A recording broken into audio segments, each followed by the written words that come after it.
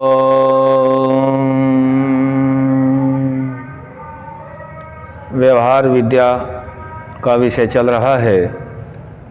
महर्षि दयानंद सरस्वती जी ने व्यवहार भानु ग्रंथ मानव मात्र के कल्याण के लिए हम सभी मनुष्यों को दे रखा है। आगे का विषय है विद्या किस किस प्रकार और किन कर्मों से होती है। उत्तर दे रहे हैं चतुर्भिः प्रकारैर्विद्योपयुक्ता भवति। आगम कालेन, स्वाध्याय कालेन, प्रवचन कालेन, व्यवहार कालानेति। विद्या 4 प्रकार से आती है। यह महाभाष्य से समझा रहे हैं। आगम, स्वाध्याय, प्रवचन और व्यवहार काल।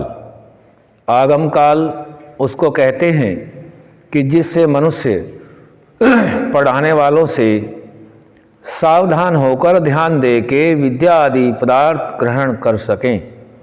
स्वाध्याय उसको कहते हैं कि जो पठन समय में आचार्य के मुख से शब्द, अर्थ और संबंधों की बातें प्रकाशित हों, उनको एकांत में व्यवस्थित होकर पूर्वापर विचार के ठीक ठीक हृदय में दृढ़ कर सके। प्रवचन काल उसको कहते हैं कि जिससे दूसरे को प्रीति से विद्याओं को पढ़ा सकना, दूसरे को प्रीति से विद्याओं को पढ़ा सकता हो, वह प्रवचन कहलाता है। व्यवहार काल उसको कहते हैं कि जब अपने आत्मा में सत्य विद्या होती है तब यह तय करना, यह न करना, यही ठीक ठीक सिद्ध हो कि वैसा ही आचरण करना हो सके। ये 4 प्रयोजन हैं तथा अन्य भी 4 कर्म विद्या प्राप्ति के लिए हैं। श्रवण, मनन, निधिध्यासन और साक्षात्कार।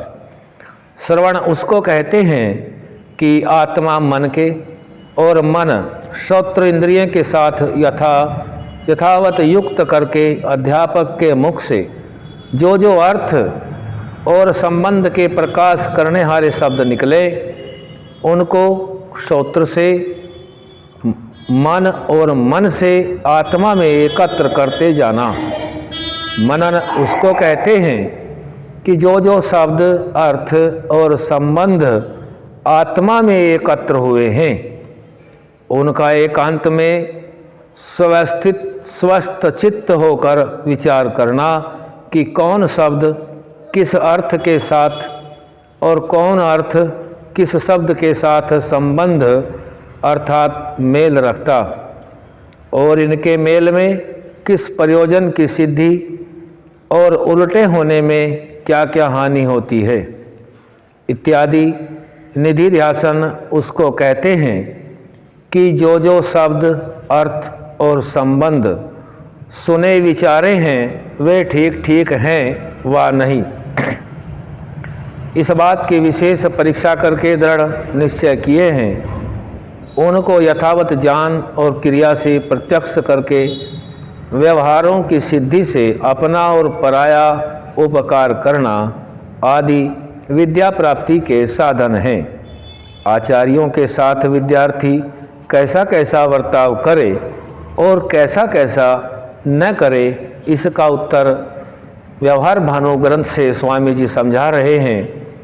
मिथ्या को छोड़ के सत्य बोले, सरल रहे, अभिमान न करे, आज्ञा पालन करें, स्तुति करें, निंदा न करें, नीचे आसन पर बैठें, ऊंचे न बैठें, शांत रहें, चपलता न करें, आचार्य की ताड़ना पर प्रसन्न रहें, क्रोध कभी न करें, जब कुछ वे पूछें तो हाथ जोड़ के नम्र होकर उत्तर देवें, घमंड से न बोलें, जब वे शिक्षा करें चित्त देकर सुने, ठट्ठे में न उड़ावें, शरीर और वस्त्र शुद्ध रखें, मैले कभी न रखें, जो प्रतिज्ञा करें उसको पूरी करें, जितेंद्रिय होवें, लंपटपन व्याभिचार कभी न करें, उत्तमों का सदा मान करें, अपमान कभी न करें, उपकार मान के कृतज्ञ होवें, किसी के अनुपकारी होकर कृतज्ञ न होवें, पुरुषार्थी रहें, आलसी कभी न हो। जिस जिस कर्म से विद्या प्राप्ति हो उस को करते जाएं। जो जो बुरे काम, क्रोध, लोभ, मोह, भय, शोक आदि विद्या विरोधी हों उनको छोड़कर सदा उत्तम गुणों की कामना करें। बुरे कामों से भय, अच्छे काम न होने में शोक करके विद्या आदि शुभ गुणों से आत्मा और वीर्य आदि धातुओं की रक्षा से जितेंद्रिय हों, शरीर का बल बढ़ाते जाएं। उन्नति के रास्ते भी हैं शारीरिक, आत्मिक और सामाजिक। सामाजिक उन्नति व्यवहार भानु से होती है और आत्मिक उन्नति भी होती है। शारीरिक उन्नति इनको अपनाने से होती है। आज यहीं तक रखेंगे, आगे फिर रखेंगे। ओम शम।